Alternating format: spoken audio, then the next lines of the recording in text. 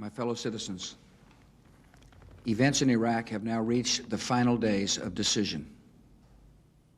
For more than a decade, the United States and other nations have pursued patient and honorable efforts to disarm the Iraqi regime without war.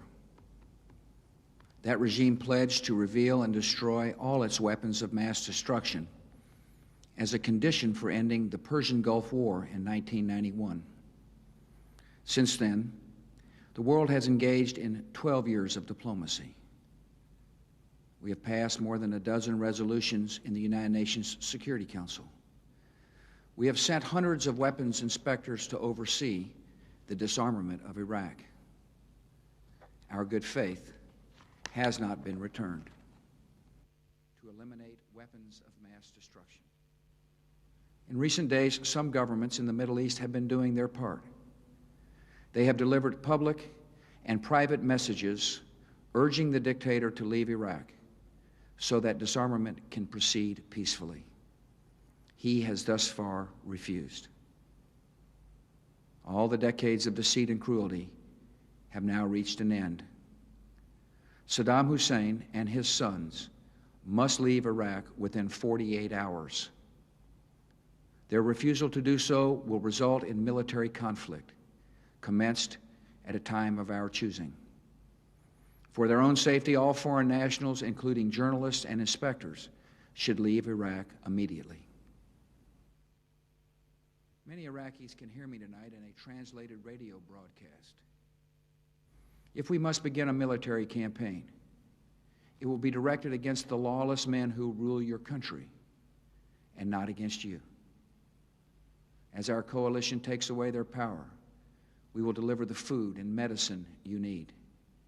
We will tear down the apparatus of terror, and we will help you to build a new Iraq that is prosperous and free.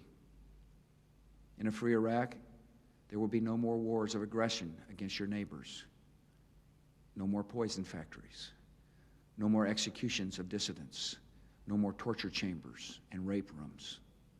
The tyrant will soon be gone. The day of your liberation is near. To eliminate weapons of mass destruction. Our government is on heightened watch against these dangers. Just as we are preparing to ensure victory in Iraq, we are taking further actions to protect our homeland. In recent days, American authorities have expelled from the country certain individuals with ties to Iraqi intelligence services.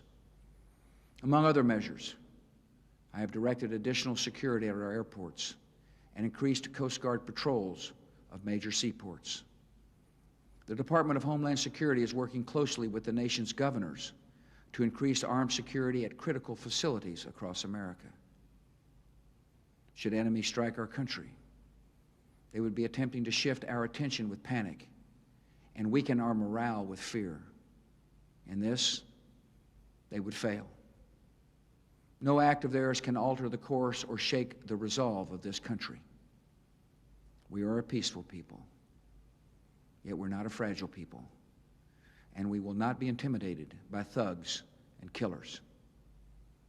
If our enemies dare to strike us, they and all who have aided them will face fearful consequences.